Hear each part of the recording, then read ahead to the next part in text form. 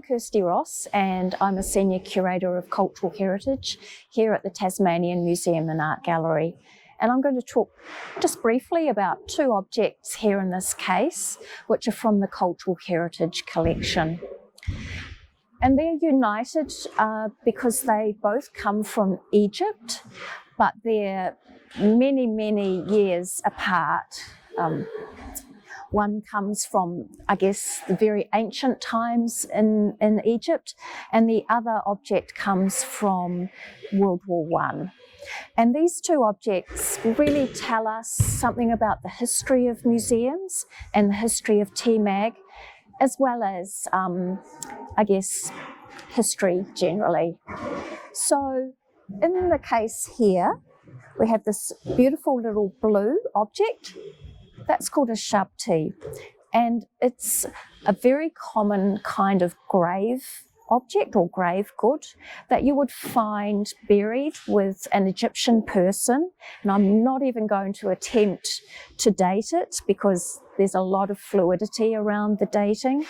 But of course, it comes from a period when deceased Egyptians would be buried with grave goods and material that would help them in their afterlife. And this little guy here, pretty common.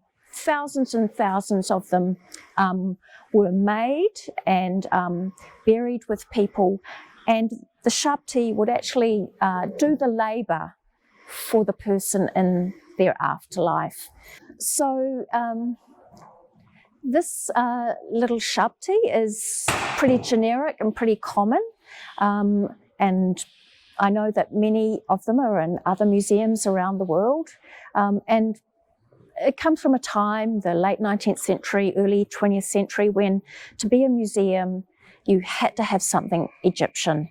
You had to represent all of the civilizations from around the world, even if you knew nothing about that particular object or weren't anywhere close to Egypt, which is the case with Tasmania. This particular shabti came to us via the Hobart librarian, A.J. Taylor, but I think that he actually obtained it from an Egyptian dig, because on the back of it we have the name of a very critical and well-known Egyptologist, archaeologist, Flinders Petrie. The other object we have next to it is not so pretty, but sometimes social history and museums, it's not so pretty, but what we really love about these objects are the personal stories and the personal connections and the lived experience that they connect us to. So the other object in this case is a tiny little bottle of sand, but it's not any old sand. Well, it is actually quite old sand because it's sand from near the pyramids in Egypt. And it was collected by a Tasmanian soldier. Major Clark was his final rank, and he came from, well, he was born in Ireland, lived in Wilmot, moved to Sheffield and then Launceston and Longford, but he was very much based around Sheffield. And he served not only in the South African War, but also in the First World War. He served on Gallipoli. He was wounded there, came back to Australia, but then went back for a second serving of war back in the Middle East. He donated a large number of objects to TMAG. Well, his daughter did, in fact, after his death. And this is just one small part of that collection. His daughter donated also some sand and pebbles from Gallipoli and from the Dead Sea. So you can see here that Major Clark was very interested in actually souveniring his experience overseas. And what I find really interesting too is that he was a Methodist and very involved in his church community.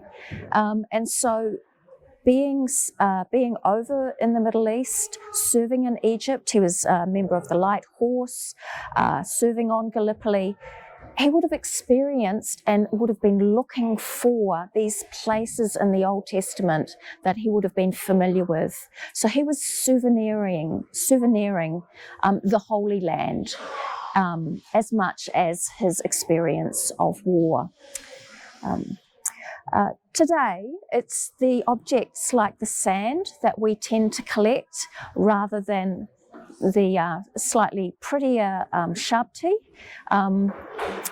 TMAG now focuses on the stories and objects that matter to Tasmania. So we're very interested in telling the stories and capturing what's unique about our state. We are interested in Tasmania's connection to the world, but we don't need to tell all of those stories. And we don't need and don't want to be collecting the material culture of other places. It's most appropriate that that material stays with the people to whom it is most meaningful and significant. So as a social history and cultural heritage curator, I get offered a lot of material, a lot of really interesting objects and artefacts, and personal memorabilia is offered to the museum. But today we wouldn't really consider a shabti.